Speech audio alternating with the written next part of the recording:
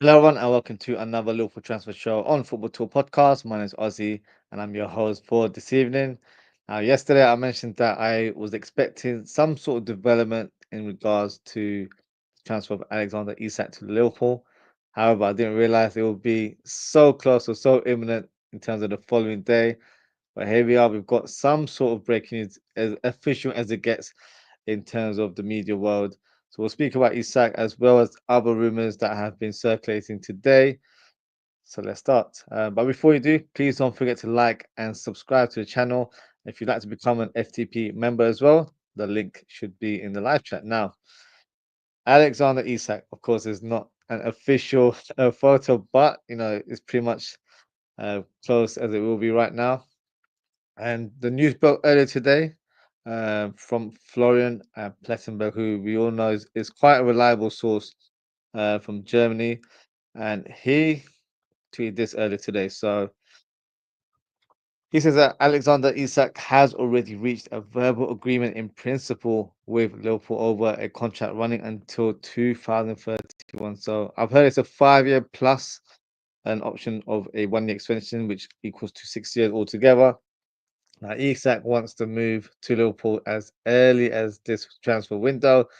The clubs are in contact. His salary at Liverpool would be similar to that of Hugo Ekitike. So, in terms of Ekitike, there's been different rumors circling in terms of what he's actually earning right now. I think some have said 250. I've heard 200. I've heard 150. So, I'm not quite sure what it is, but it's still, within that sort of bracket. Um, And that is definitely, a big, big sort of talking point. But also, just before I went live, there were some further updates in regards to the transfer fee for this move. And it came from Dave OC Cop. And this is what he tweeted not so long ago. So he said Liverpool are willing to pay 120 million plus add-ons for Alexander Isak. The add-ons are individual and team related. Liverpool were hopeful that Newcastle would have a replacement by now. Once Newcastle sign a replacement, expect this to move fast. Now, this is the main issue because I was under the assumption, as I'm sure a lot of us were as well, that Newcastle were targeting a few players to bring into the club, but that hasn't been the case. We'll talk about that very shortly. But in terms of this breaking news that happened today, yeah, it definitely caught me by surprise. I was expecting it to be later in the week, but this is great news for Liverpool going forward. I feel like this deal will be wrapped up very, very soon. But unfortunately, in terms of what it says in the letter of this tweet, we have to wait for Newcastle to sign his replacement. That's going to be the delay. So if it was just down to us crashing up a deal with Newcastle, I think that could have been wrapped up in due course. Because I do believe there's been some sort of dialogue behind the scenes for a number of weeks. It's maybe we've been a bit respectable and allowed Newcastle the time and freedom to find the right additions to their squad. And once that's done, then we can kind of announce the deal going forward. So that's the inkling that I have right now in terms of it being announced officially in the near future. The question is, where is Alexander Isak? Because of course, the rumors yesterday were that, or reports, I should say, that he was not at the training ground. He's gone a bit AWOL. No one's been able to get in touch with him. He's actually fled the country, so not in a crazy manner, but we found out today that he's currently training at Real Sociedad's facilities ahead of a transfer to Liverpool. So he's just making sure he's in tip-top shape. The fire injury, I think, was a bit of a myth or just a bit of a dark cloud to make it seem like he's not available. So for me, this is going to be an interesting saga going forward because Liverpool are favourites to sign Isak. There's no sort of hiding around it. But I think the delay would depend on Newcastle in terms of finding an adequate replacement. The player that they've identified, which was presented in the previous tweet, is Benjamin Šeško. But of course, the current sort of rumor or speculation is that they are pushing for Šeško and United are also in the race. But there were some developments earlier on today. And let's just have a look at what David Ornstein wrote. So he wrote, Red Bull Leipzig asking price for Sesko is around 75 million guaranteed plus add-on. So 75 equals about 65 million, which is the same fee that we received for Luis Diaz. So it'll be plus add-ons and percentage of future sale, which yeah, that means they're definitely going to try and get a higher transfer fee now and add another percentage on top. Fee expectation communicated to suitors for 22-year-old striker. Newcastle may not pursuing, but no agreements yet with Red Bull Leipzig for the Slovenian forward. Now, the rumors or the sort of speculation that we're hearing right now is that apparently Sesko prefers a move to Manchester United instead of Newcastle. So the big question is, what does that mean for Liverpool? Because as we just spoke about earlier on, we're waiting for Newcastle to find a replacement before the Isak deal can go through.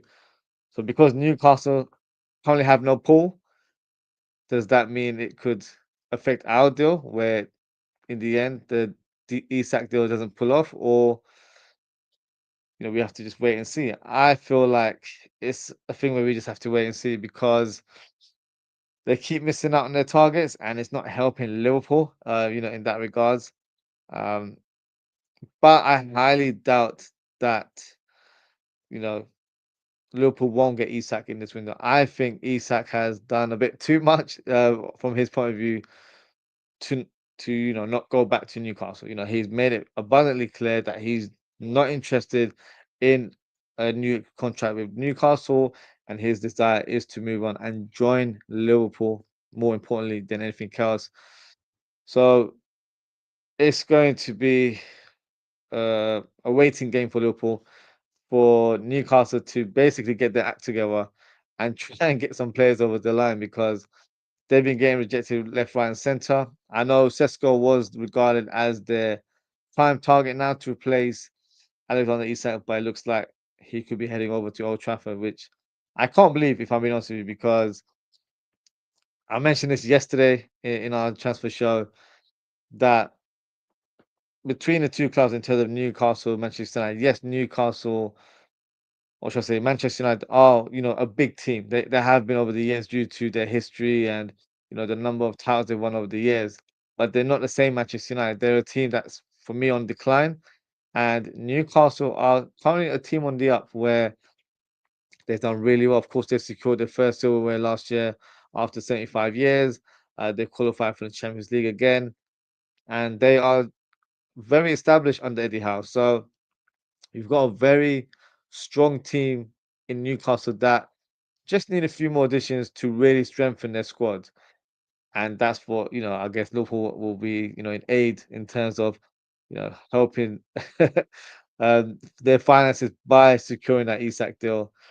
But right now, they're struggling to get a quality player or two through the line because they don't have the financial power. They don't have the financial power to bid big. I think they can bid big in terms of transfer fee, but in terms of the salary and add-ons and all that stuff, they're struggling with that. All the players are just not favouring a move to Tyneside and prefer to look elsewhere. So it's a bit of a tricky situation because I feel like Newcastle would have secured the signature of Sesko, but as I mentioned before, money talks, and that's how it goes sometimes. So we'll see how this news develops. I'm sure we'll get some sort of update tomorrow.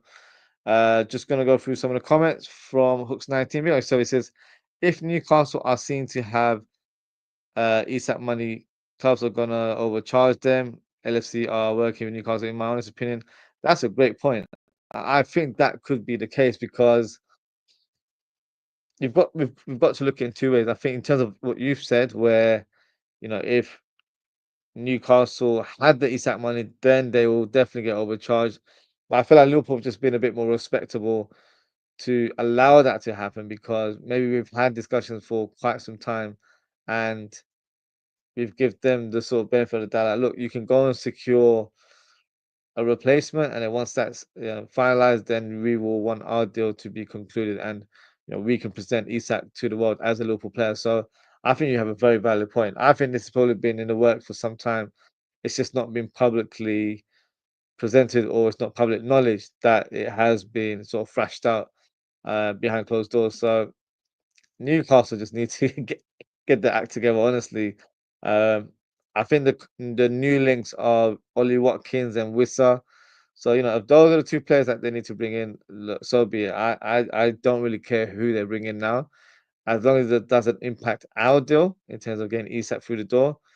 I couldn't care less in terms of who they sign. So they need to get that together because there's only so much whole of time we can present because we all want to get Isak um, to the club very, very quickly. So yeah, but I think you've got a very valid point there. I think that might be what's happening right now. Hooks 19 says it's like players and managers don't do research on United. The club is dead food.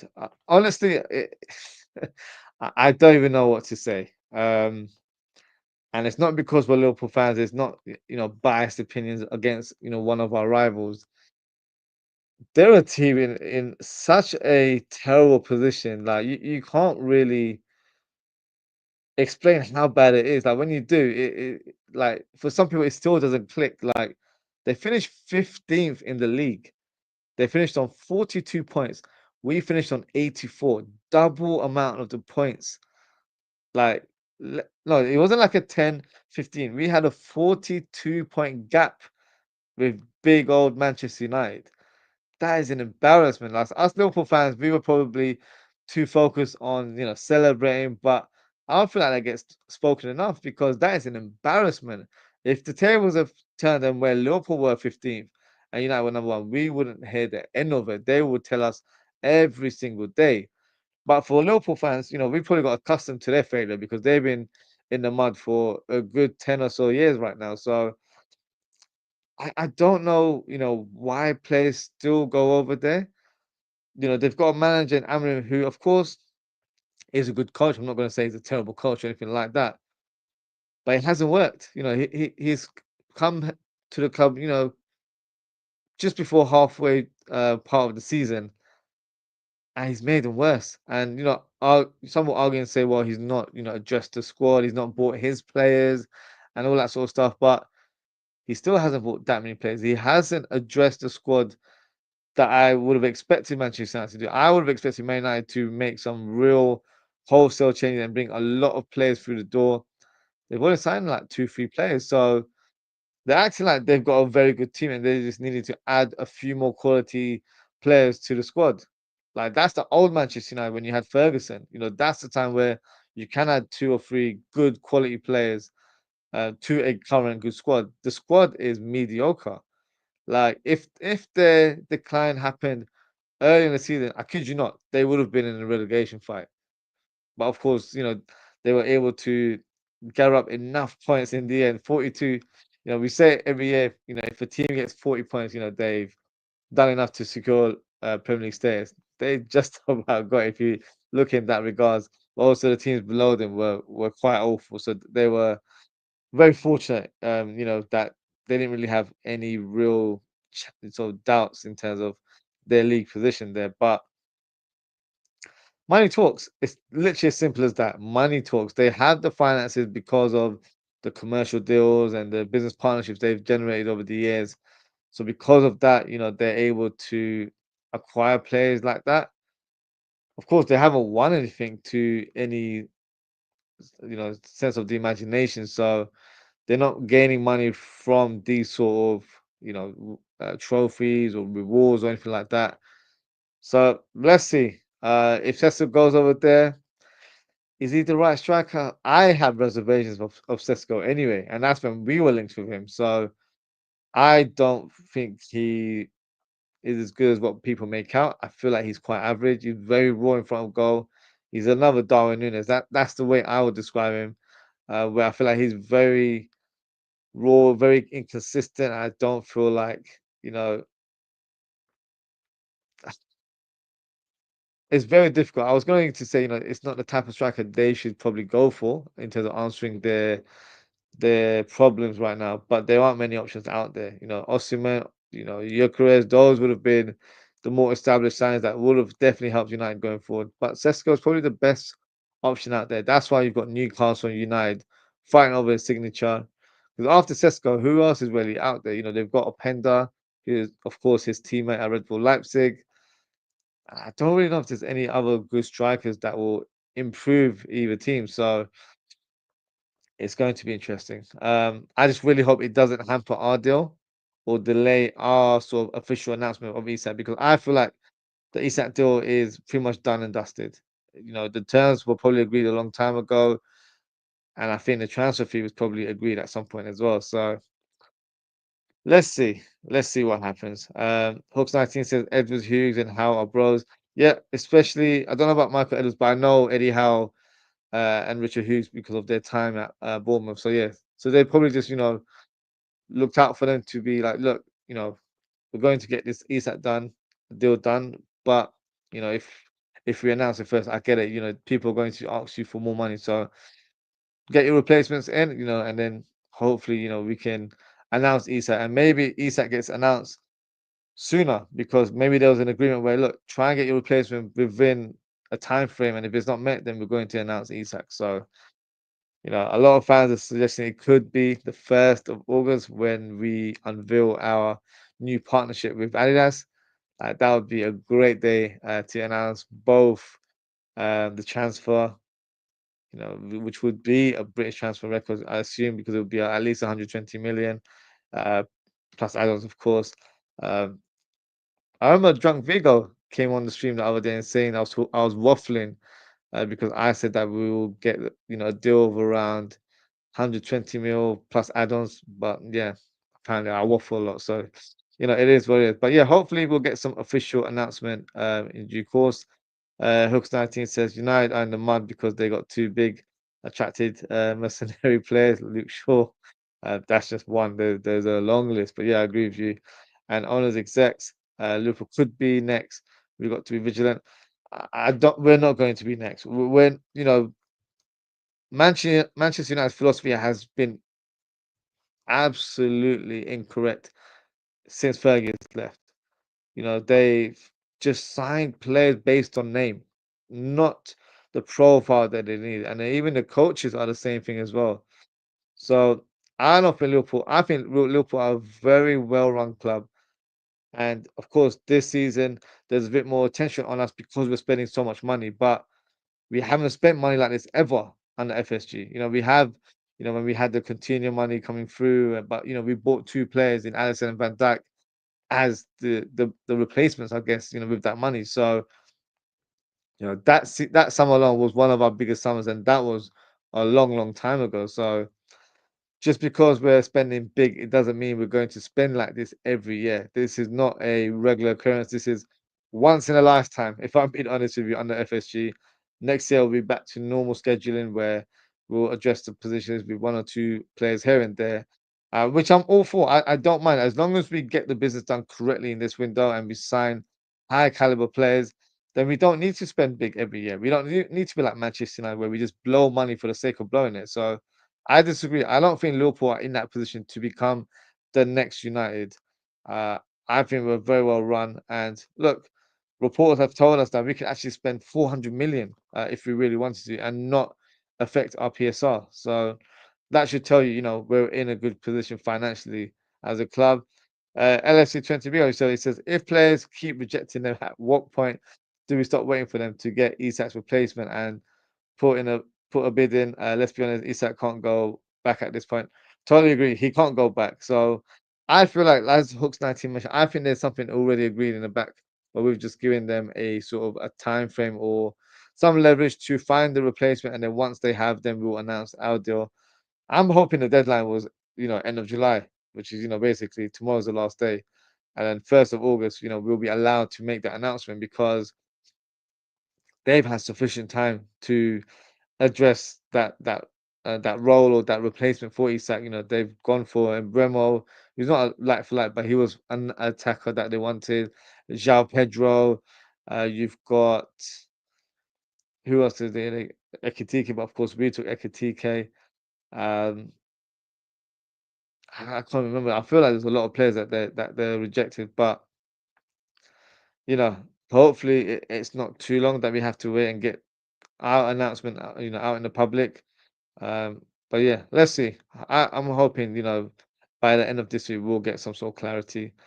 Hooks Nancy said, if FSG sell out, we are in danger as we are a cash cow like United.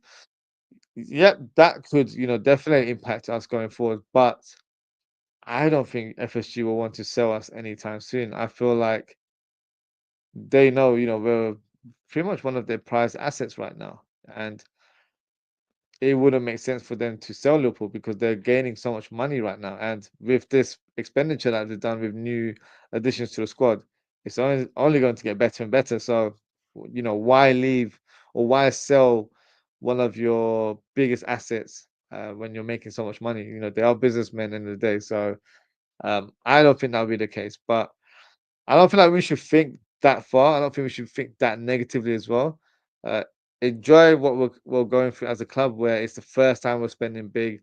Don't feel like, oh, just because we're spending big, we're going to end up like Manchester United. They've made their own mistakes since David Gill and Ferguson left. It's gone pear shaped from in a manager point of view, but also upstairs as well, where you had someone to conclude the deals and all that sort of stuff. So Liverpool are definitely, in a different space where we have a great structure within the squad, within the hierarchy. So I don't think we're going to fall into that trap. So yeah, I don't think we need to think that far ahead or think that negatively because we're not in the same boat as Manchester United. Um, so let's move on to the next transfer. Um, of course, we've just spoken about Sesko. Um, Next one is Rodrigo. So the links don't seem to stop regarding Rodrigo to Liverpool. It's still floating around and it's not disappearing anytime soon. And there were some sort of updates or further developments today, I guess, online today, which I'll share with you right now. So this is from a journalist called Ciro Lopez, who is an established journalist from Spain.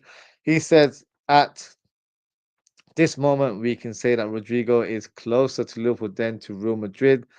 There has already been an approach with the player, and he would be delighted by the project. LFC have contacted his agents as well as Real Madrid, as they are very interested.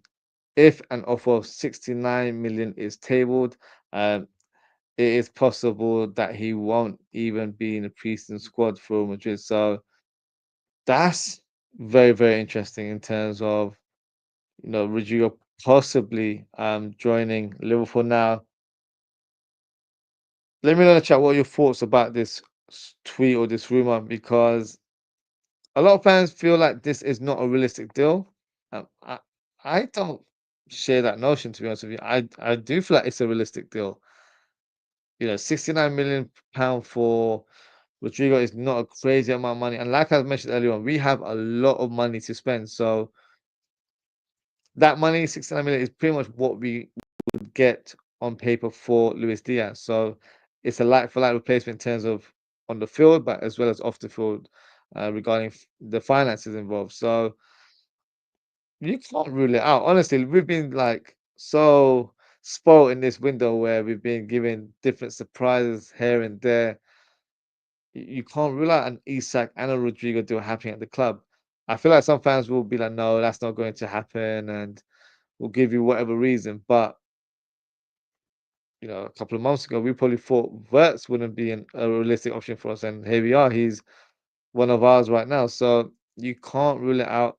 Liverpool are definitely spending, very differently. They're recruiting high caliber players right now, and they're literally building for the future. So I don't know. I think we'll get some clarity once I believe he returns from holiday, and he'll present his stance in terms of where he is and we'll also get some clarity before he reports to Real Madrid because if he's not part of the preseason squad whenever they play their fixtures, then that will be an indication that he's a player on the move. So let's see. I feel like if there is anything to this rumor, we'll get some sort of developments next week because I think the focus will be to get an Isak deal over the line and then we'll focus on other targets and maybe he is the second target in line after Isak. So let's see. I'm intrigued by this rumor. Um, my sort of gut feeling was that he remains at Real Madrid for another season at least, and then maybe next year's the time he moves on.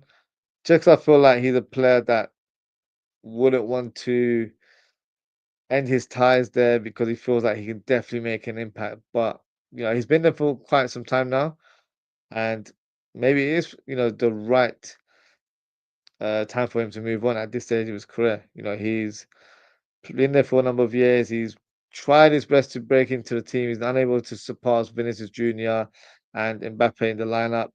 So he's having to be played on the right wing, which is not his favorite role. Um, but if he was to join Liverpool, I feel like he could elevate his game, play in his preferred role, and be given to the freedom to really showcase his talent. So a move to Liverpool could definitely benefit his career. But whether he's ready to move away from Real Madrid, I think that's the big stumbling block. So we'll see, how driven he is in terms of his sort of personal success or his legacy. Um, because he might just want to stay at Real Madrid and just win trophies as a squad player um, domestically. Because I feel like Liverpool will be competing in the Champions League. So we'll see what Rodrigo decides in the end. Just going to read out some comments. Let's see. LFC20 says if players keep reject. Oh, I think I've read that one before. Apologies. Um, LFC20 says, do you think Newcastle will delay as long as possible so he don't play against them in the second game? The second game is on the 25th of August, isn't it? No, I don't think they can hold off that long. To be honest with you, um, I don't think that's possible. It's a Monday night fixture as well. I hope not, because I want that deal to be wrapped up before the season begins. That's my vision. The season starts for us on the 15th. So for me, that deal needs to be wrapped up in a couple of weeks' time for sure. And he's fit and ready and available to play for us. Um, yeah, if that's the case, I don't like that. I feel like we need to just get our sort of priorities straight and get our player over the line. It's all well being good mates with Eddie Howe and letting him find his replacement, but if they don't have the pull to attract players, that's not our problem. That's their problem. So hopefully that is not the case, and we get Isak in the near future. And when I say near future, I'm talking about the next few days or maximum another week. Hooks 19 said Rodrigo's cheap and he wants to come to Liverpool. He's a team player too. Yeah, I like the look of Rodrigo. I think he'll be a good addition.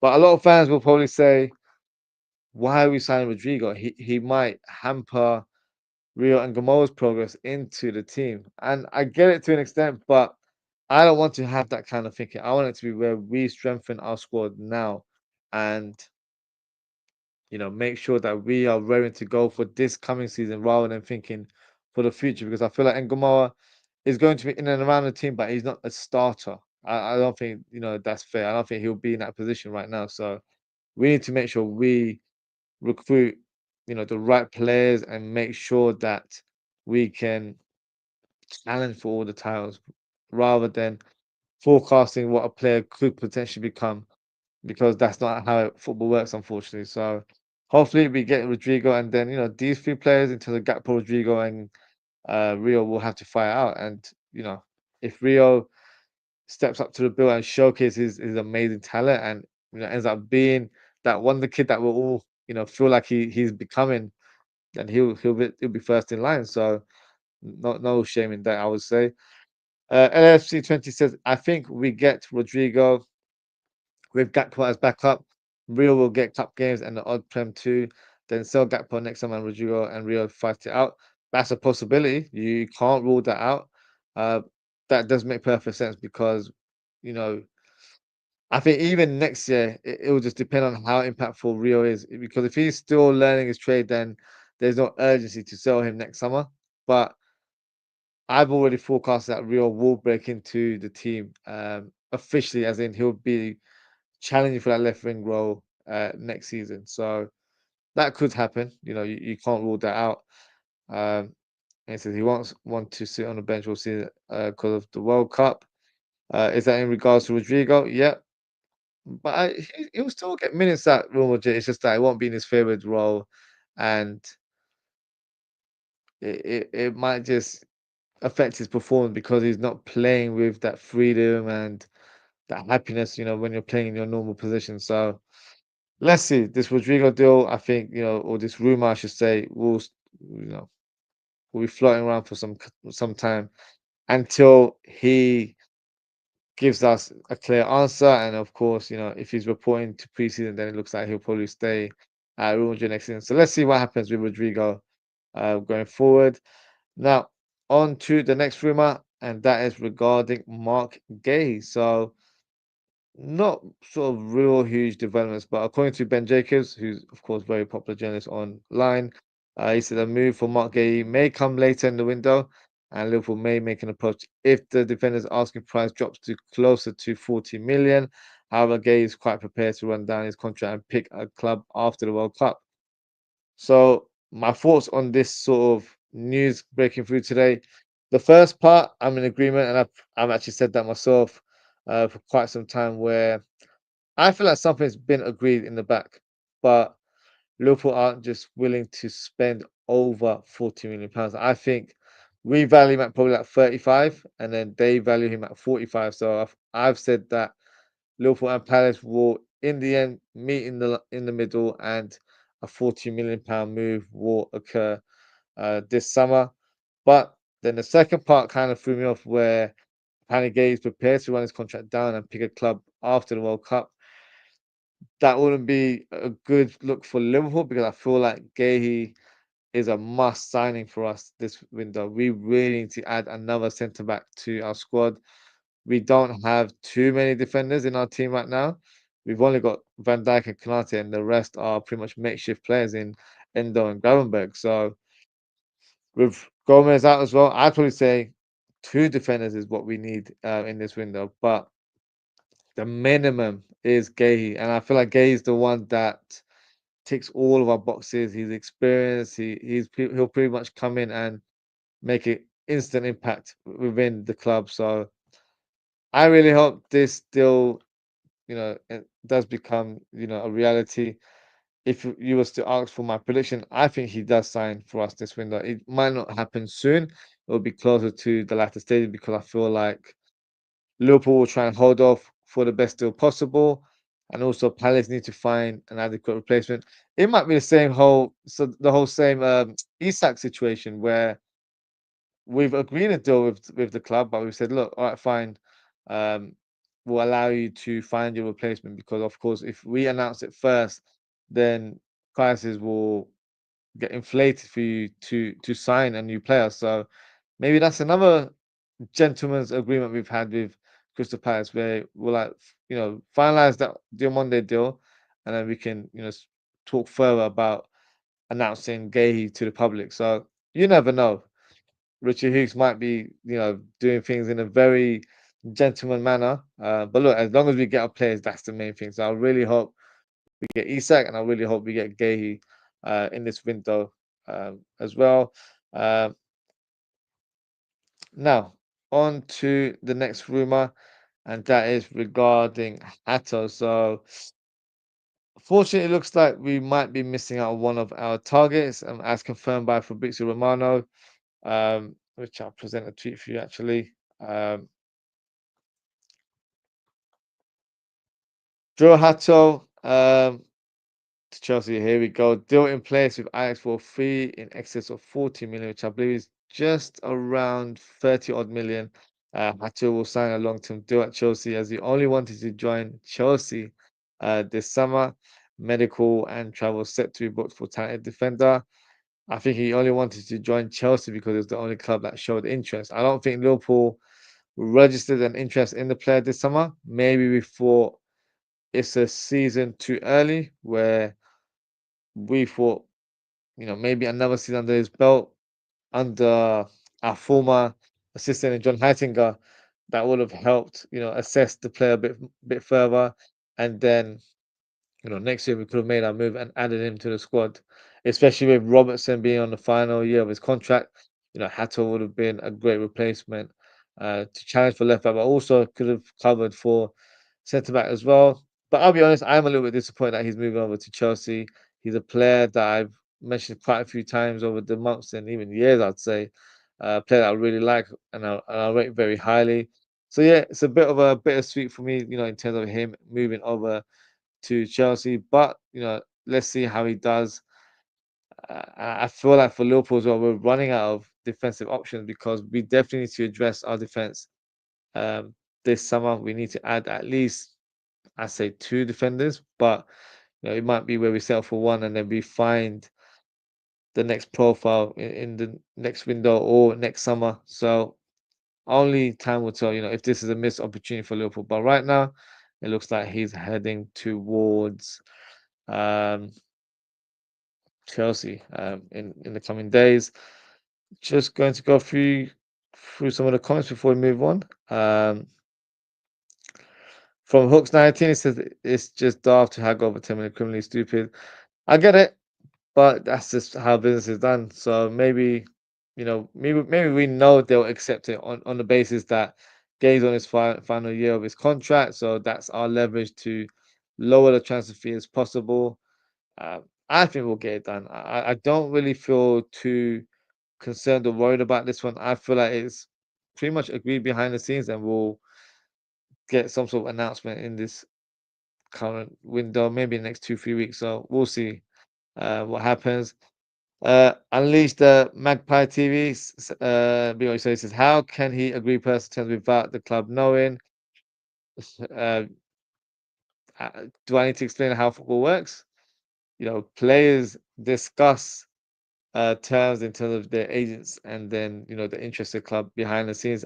Yes, I guess it's slightly unethical, but every single club does it. Newcastle probably doing that right now in order to get certain strikers through the door. So I think it's quite obvious that has been a discussion in the back. And I also feel like a deal has been agreed between the two clubs. It's just that we've allowed you to try and find a replacement, because if we had announced the Isak deal first, for example, then whoever you target, the transfer fee is going to increase by 10, 20 million because everyone knows you've got money in the bank. So we'll see how it plays out. But I think, logic will suggest that he's, you know, had discussions with Liverpool at some point. Hooks 19, yeah, what it says what. So logic will suggest the club does know. Um, LFC 20 says, I'm not confident we get a defender because of what Stock said about the other players playing there. Always take, a manager's comments with a pinch of salt. Maybe it's just a slight hint to the recruitment team to make sure we sign at least one defender, because he's pretty much saying, "Look, guys, we haven't signed that defender, and I'm having to play Endo and Gravenberch there." So it's just an indirect to the owners or to Richard Hughes and Michael Edwards to make sure we sign another defender because it's really needed in our squad. So I don't think it would be where that's gospel in terms of what Armstrong says. I feel like he's just playing so not mind games, but he's been a bit more indirect in terms of what he wants, and I feel like he definitely wants to add another centre back at least to the squad. Now, moving on to the next rumor, and that is regarding Stefan Bajcetic. Now, Celtic have apparently made initial contacts with Liverpool over a potential deal for Stefan Bajcetic. Celtic prefer a loan to buy deal, whereas Liverpool would be more open to a permanent deal if the correct price is met. At this stage, the deal is not in an advanced stage at all. Currently, just initial contacts. Full decision will be made after preseason. Uh, Apparently, there's a lot of Premier League teams, La Liga, and Portuguese clubs that are interested in signing Stefan Bajcetic. So my thoughts on this rumor, I'm not surprised in terms of Bajcetic gaining a lot of interest due to his positive loan spell at Las Palmas last season. Might be an unpopular opinion, but I'm all ears when it comes to selling Stefan Bajcetic. I don't think he's at the level that we need in our current squad, and I don't think he's got a future at the club. So therefore, whilst his stock is high, it would make the perfect sense to sell him in this window. He'll definitely get a move to La Liga. There's a lot of teams that were impressed with his second half appearance for Las Palmas. He was getting touted as the next Busquets. It was that kind of comparisons over there. So he's definitely got a lot of interested clubs in La Liga, and I feel like his game, of course, being from Spain as well, his game and skill set will suit um, La Liga in terms of the style of play and the technical aspect of their game. So I think he's pretty much earmarked to leave the club this window. Of course, it would have been a different scenario had he be fit because he's currently injured right now. So if he was part of the squad in Asia right now, maybe we would have seen him in action, and maybe that would have changed Arsenal's opinion, or you know the stance on him going out on loan or to be sold may have been a different prospect altogether. So because he's unavailable and we know his stock is high, maybe we're thinking, it's the best time to sell him now, cash in on him, and try and use those finances to adjust the position either in this window or in the upcoming future. So I think this is the perfect time to sell it, and I think we can probably get about 20 odd million for him as well. I think he has that kind of stock, so why not? Maybe in the future his value will decline because he's so injury prone, but due to his impact for Las Palmas last season, we're in a good position to try and get um, a decent amount of money for him. In terms of the Celtic rumors, I don't think there's any truth to that. The interest might be genuine, but I don't see him moving to Scotland. I don't think that's the league or even the country that would appeal to him in terms of, lifestyle and all that sort of stuff. Um, and in terms of finances, how much will Celtic offer us? A couple of weeks ago, Owen Beck was linked to Rangers and they were willing to spend only 7 million. Celtic, of course, they'll probably earn more money from, winning the title there, but they would have spent big on Bashir. So for me, it's not an option. A loan deal, if it was if that was the only offer that we had, a loan deal for him, then maybe that's something we can do. But otherwise, I don't think a move to Celtic makes much sense. From a footballing point of view, he'll be playing Champions League football. Um, I also just realized who their manager is, and for me, I wouldn't want to send him to Brendan Rodgers, especially if it's on loan. So no, for me, it needs to be a permanent deal, and I think that's what Liverpool want going forward. Before we move on, just going to go through some of the comments. Um, Hawks 19 says, Stefan, be better off anywhere but Scotland. He will be bored silly. Yeah, probably. He'll get to play Champions League football. I think that's the only benefit of him moving over to Celtic. But from a Liverpool point of view and from a business point, we're not going to get much money for him. So I'd rather it be where, we hold out for a little bit longer and see what the other clubs are willing to offer. The likes of La Liga teams, and I'm sure there'll be teams in the Premier League that might be interested in him as well. So yeah, we'll soon find out in the coming weeks. But hopefully we get some clarity. I'm not sure how bad his injury is right now. I thought it was a minor injury, but we've not had an update regarding his status. So hopefully he's able to return to fitness before the end of the window, so we can sell him on. So he's not failing medicals or anything to that nature. So hopefully we'll get some clarity in the next few weeks. Ozen Kabak says, big up the man, Ozzy. Big up Ozen Kabak. Thank you for your comment. Thank you for tuning in as always. He said, Yo, Ozzy, how excited are you about the new centre back partnership with Endo and Simicast? Not very excited, if I'm being honest. Endo, I'm not too bothered because I do feel like he does a decent shift there. Simicast will give me nightmares if he plays centre back in a competitive game. So that's why I said earlier on, we have to sign a new centre back. It has to be two, in my opinion. It has to be Guehi and another one on top. So, and the second centre back signing doesn't have to be the same caliber as Guehi. It could be sort of like a young and up and coming centre back. We've been linked with the Parma defender, and his name's Leone. So someone like that in terms of the profile makes perfect sense. So I hope Liverpool can get that done in this window. Gay plus another centre back, I feel like gives us that assurance that we have the numbers in the squad, and we don't have to use Simicast or Endo um, in that position. So yeah, hopefully we don't see that too much in preseason. I get it.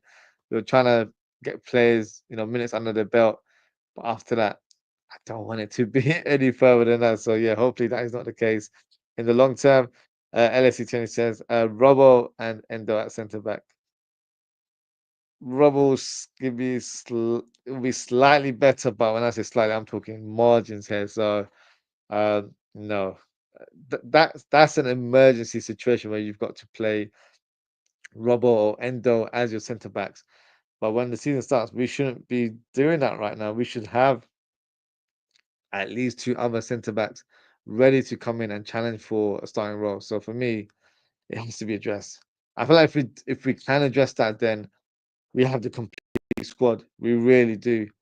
Of course, the cherry on top will be to add another centre mid, but I think the player or the players that we've shortlisted, they're the ones that are going to cost a bit of money, and it might be too much to do it all in one window. And I feel like that's what we've earmarked as a potential signing for next summer, because we've got decent players right now, and it might be where let me just sort of forecast the future, where a player like Endo ends up leaving, and then we have to replace him. So in the squad, that player will end up being, fourth choice behind Jones and Gravenberg and McAllister.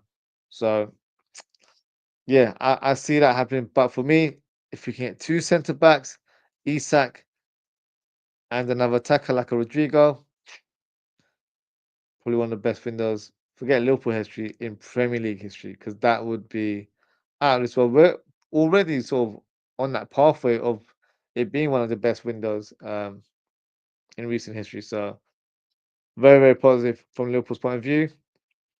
Hooks19 says if we don't get two centre backs, we're gonna need two keepers in goal. We've got quite a few goalkeepers, so yeah, I'm sure we can make that work. Other come out said Lucas Stevenson and Amara Nala Ozzy.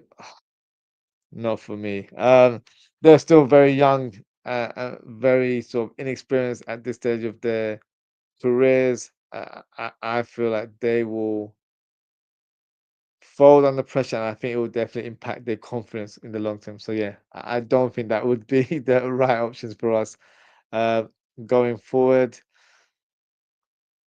And then before we close the show, not transfer related news, but we have to speak about you know two young players that really impressed myself, and I'm sure impressed everyone else at home as well in the fixture against Yokohama earlier on today. And of course, those two players are Rio Ngumoha and Trey Nyoni. Now, let's talk about Rio Ngumoha first. Now, that kid is the truth, honestly. What a goal he scored today. Yes, we can't get too excited because of the opposition, blah, blah, blah, blah. I get it. But he's 16 years of age, and he's already showing that level of maturity to have the bravery and confidence to go all on your own and score that type of goal. And he produced a fantastic performance today as well. Like, I don't even know him on a personal level, but I felt so proud of him today. And what a moment it must have been for Rio to score his first goal for Liverpool, but also for his family and friends. It must be a joyous occasion to watch um, Rio produce that goal today.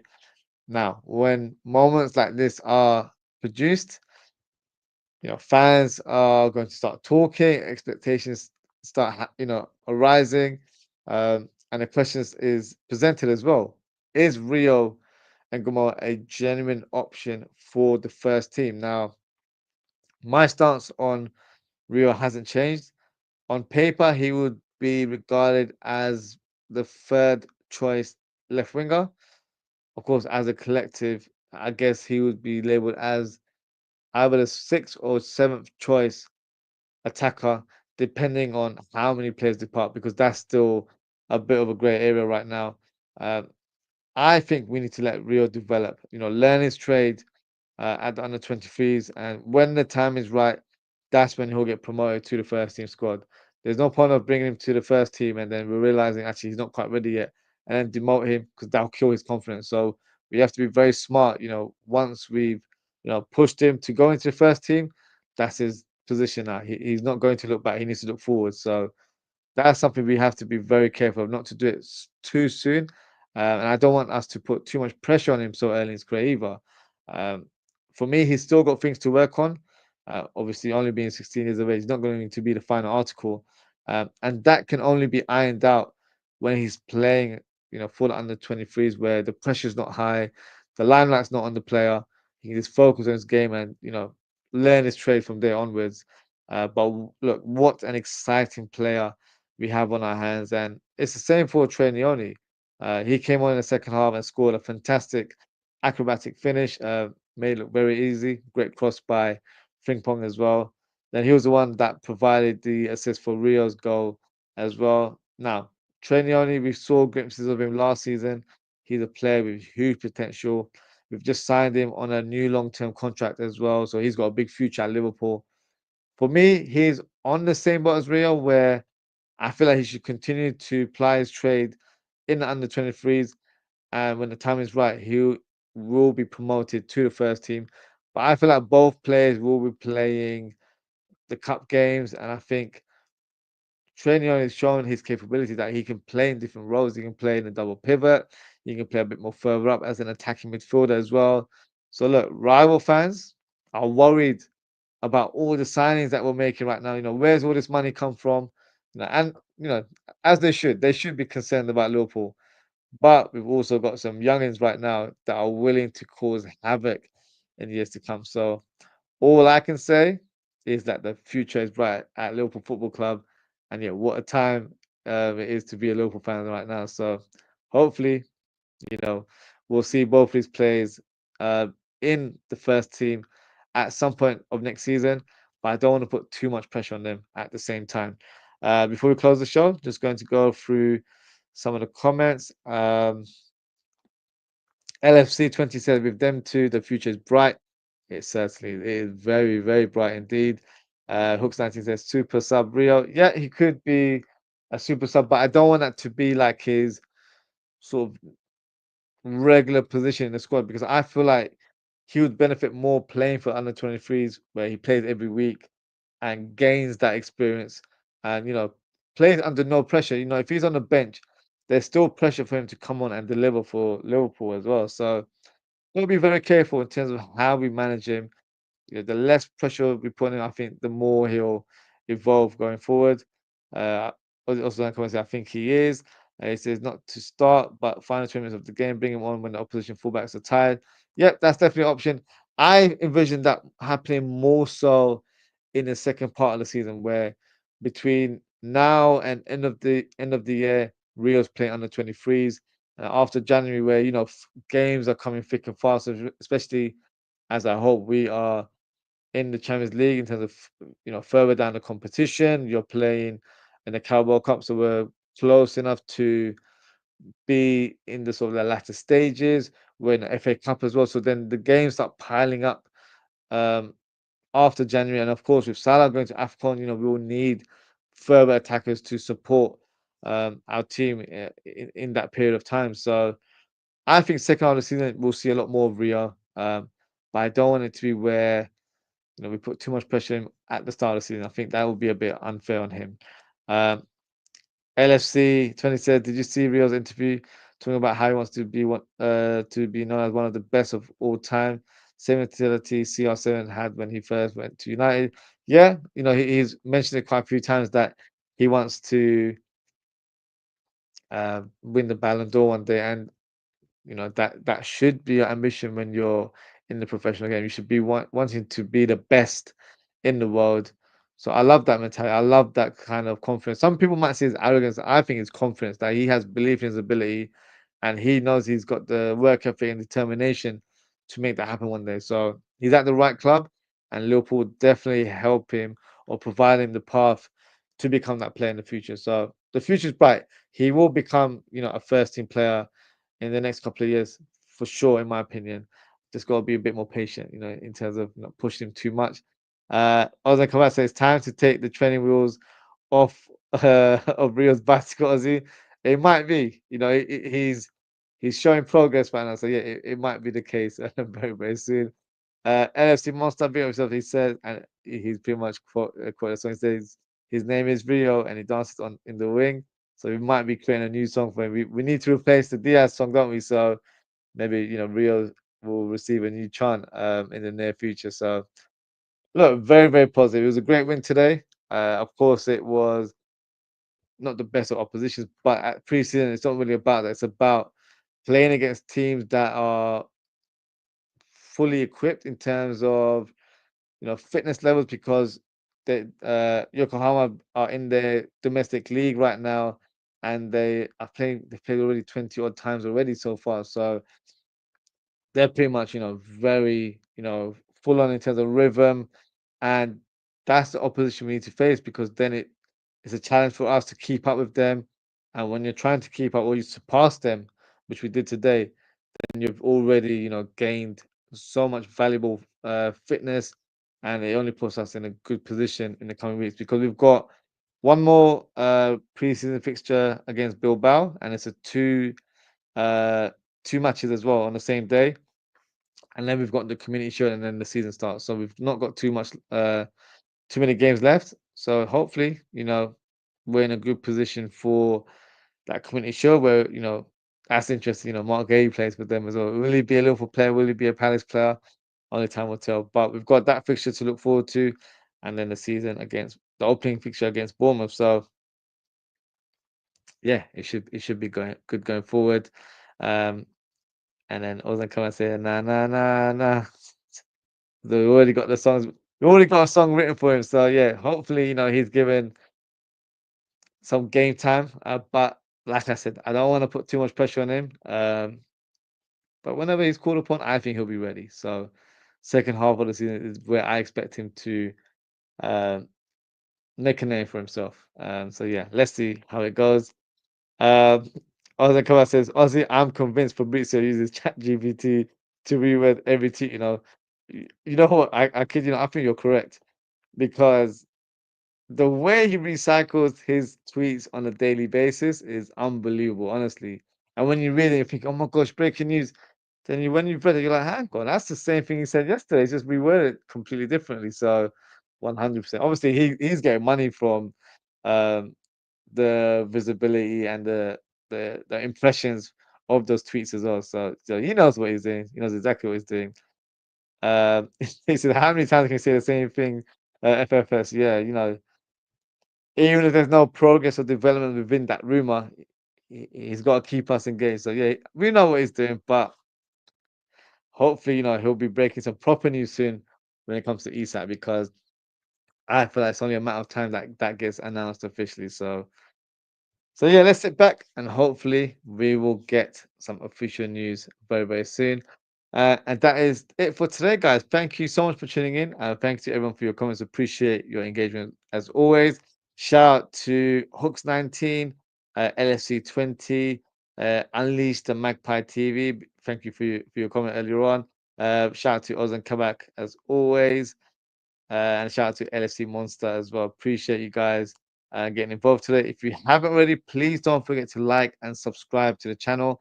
In terms of upcoming shows, I will have another show tomorrow. It'll be similar format.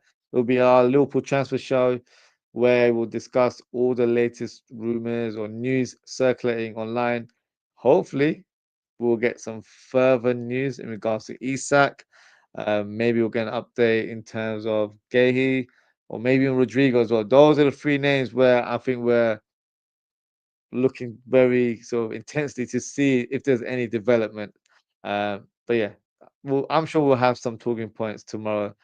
So make sure to tune in. It'll be around 11 p.m., 11:30, that kind of time frame. So yeah, just got a couple of comments here from Hooks. And he said, adios, chats. Big up yourself, Cooks. Thank you for coming on. LSC said, big up, Ozzy. Appreciate your comment there as well. So thanks for today, guys. Thank you so much for tuning in. Take care, stay safe, and I hope to speak with you all tomorrow. Goodbye.